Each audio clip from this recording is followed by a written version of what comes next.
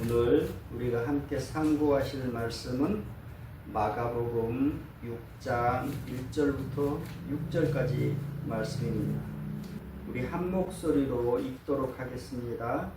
예수께서 거기를 떠나사 고향으로 가시니 제자들도 따르니라. 안식일이 되어 회당에서 가르치시니 많은 사람이 듣고 놀라 이르되 이 사람이 어디서 이런 것을 얻었느냐? 이 사람이 받은 지혜와 그 손으로 이루어지는 이런 권능이 어찌 되느냐? 이 사람이 마리아의 아들 목수가 아니냐? 야고보와 요셉과 유다와 시몬의 형제가 아니냐?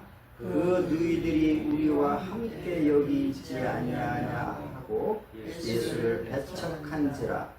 예수께서 그들에게 이르시되 선지자가 자기 고향과 자기 친척과 자기 집 외에서는 존경을 받지 못함이 없느니라 하시며 거기서는 아무 권능도 행하실 수 없어 다만 소수의 병자에게 안수하여 고치실 뿐이었고 그들이 믿지 않음을 이상히 여기셨더라. 아멘.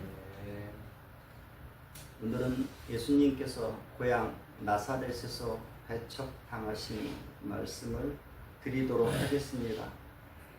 지난 시간에는 무리를 해치고 예수님께 나온 두 사람을 말씀드렸습니다. 이 둘의 공통점은 예수님께로 가면 못 고칠 병도 없고 죽음도 해결할 수 있다는 믿음을 갖고 예수님께 접근했다는 말씀을 드렸습니다. 예수님 그는 하나님이시고 메시아이시고 전능자라는 사실을 인정하면서 그를 목숨처럼 소중하게 귀하게 여기고 예수께로 집중하여 다가왔던 사람입니다. 이것이 믿음이고 해결의 실마리가 된다는 사실을 말씀드렸습니다. 예수님께서 달리다굼 하시면서 소녀를 일으켜 죽음에서 삶으로 생명을 건지셨듯이 머뭇거리지 말고 주님을 향하고 그 앞에 온전히 내려놓기만 하면 달리다굼 하시는 예수님께서 손잡아 올리실 것입니다 라고 말씀을 드렸습니다.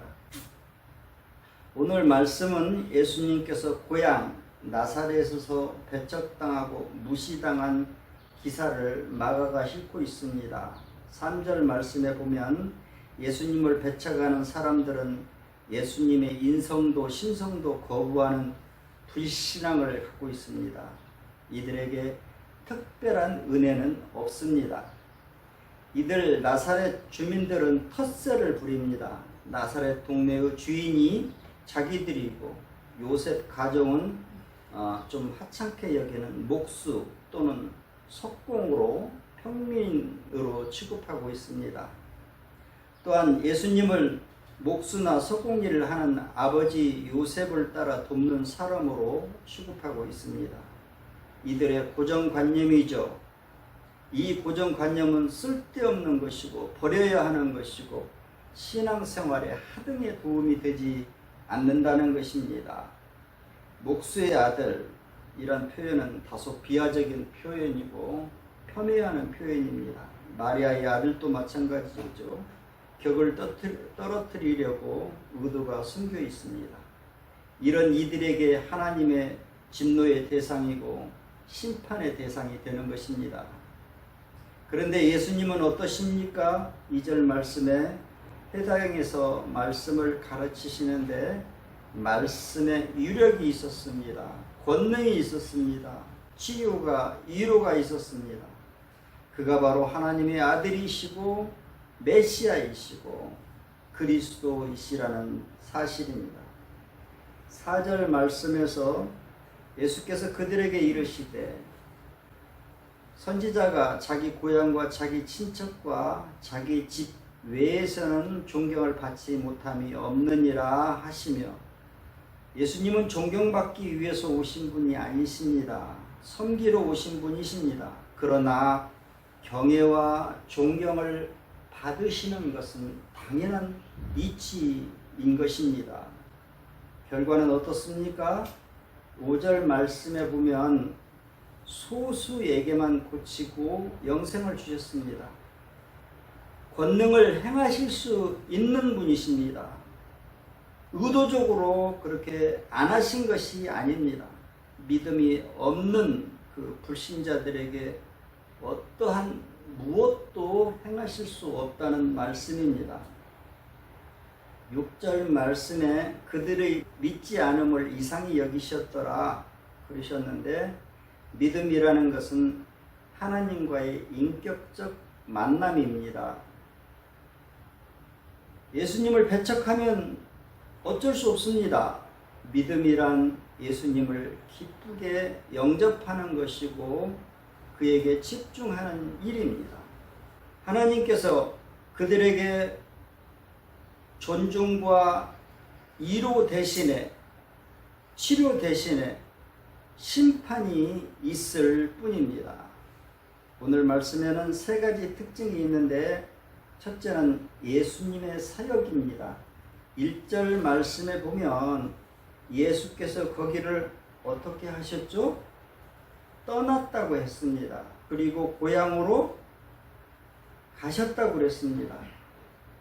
제자들도 따르니라 그랬는데 예수님은 어디든 가시고 떠나셨습니다. 복음을 위해서입니다.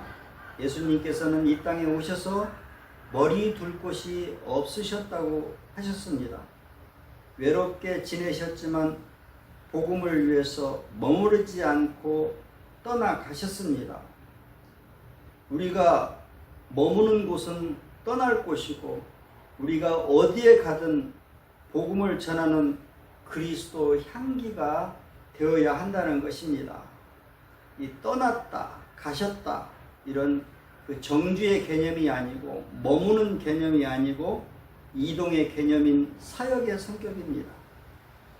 천국을 위해서, 천국 복음을 위해서, 불쌍한 영혼들을 위해서 우리는 떠나고 또 가서 복음을 전해야 할 것으로 믿습니다.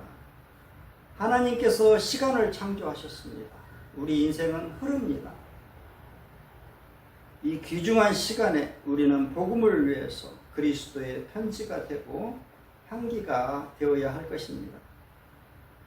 두 번째로 6절 말씀에 보면 예수님이 이상히 여기셨더라 그랬는데, 주님께서 이상히 여기면 그것은 죄입니다. 성경에 어긋나면 죄입니다. 나사렛 사람들은 편견을 가졌습니다. 바로 그 편견은 죄라는 것입니다. 편견은 사람을 오만하게 합니다. 살인하게 하고 이별하게 하고 전쟁을 일으키고 분노하게 하고 적개심을 갖게 하는 것이 바로 편견입니다.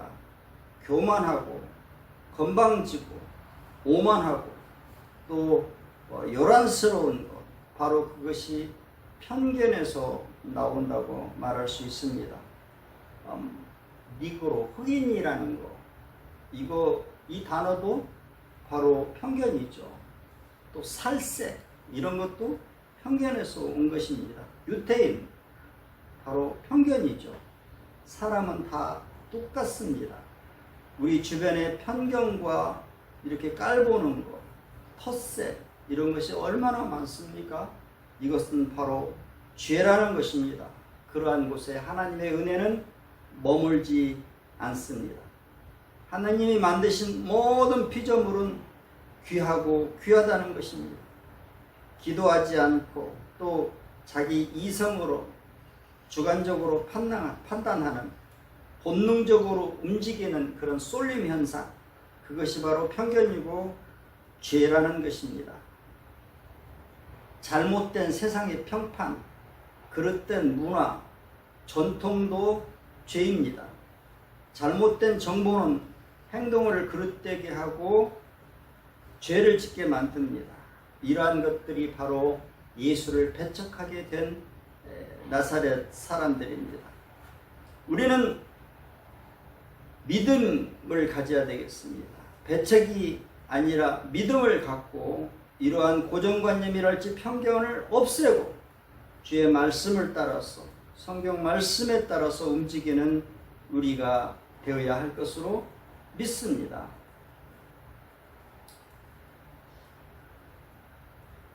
다음은 카리스마를 가진 예수님이십니다.